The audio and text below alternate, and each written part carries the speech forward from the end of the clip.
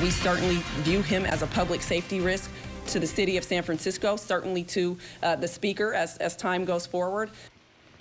Now at 6, the man accused of attacking House Speaker Nancy Pelosi's husband at their home in San Francisco was in court today, and court documents indicate he told authorities he was on a suicide mission and had plans to target other California and federal politicians. Thank you for joining us on KRON 4 News at 6. I'm Pam Moore. And I'm Ken Wayne. David DePape is accused of targeting House Speaker Nancy Pelosi. He was charged with attacking her husband with a hammer during his first day in court. He pleaded not guilty to all charges. KRON 4's Dan Kerman was in that courtroom. He joins us live from the Hall of Justice with more on all of this. Dan. The arraignment pretty brief today. DePape only saying yes to allow his preliminary hearing to take place longer than 10 days from now. It'll likely take place sometime within the next 60 days or so. But at this point, pleading not guilty to all charges. At this point as well, he remains behind bars with no bail. The man accused of attacking House Speaker Nancy Pelosi's husband, Paul, with a hammer Friday morning at their Pacific Heights home has pleaded not guilty to attempted murder and a variety of other felonies.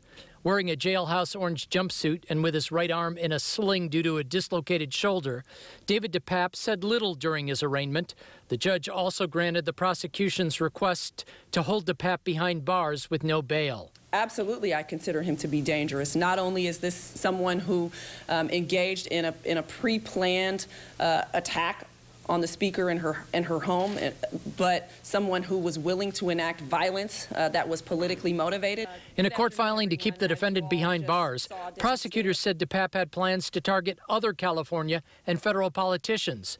In regards to the attack on the speaker's husband, the filing quotes DePape telling police, quote, "I didn't really want to hurt him, but you know, this was a suicide mission. I'm not going to stand here and do nothing, even if it cost me my life." And so, yes, we certainly view him as a public safety risk to the city of San Francisco, certainly to the speaker as time goes forward. And so that is why we filed that motion to detain him without bail.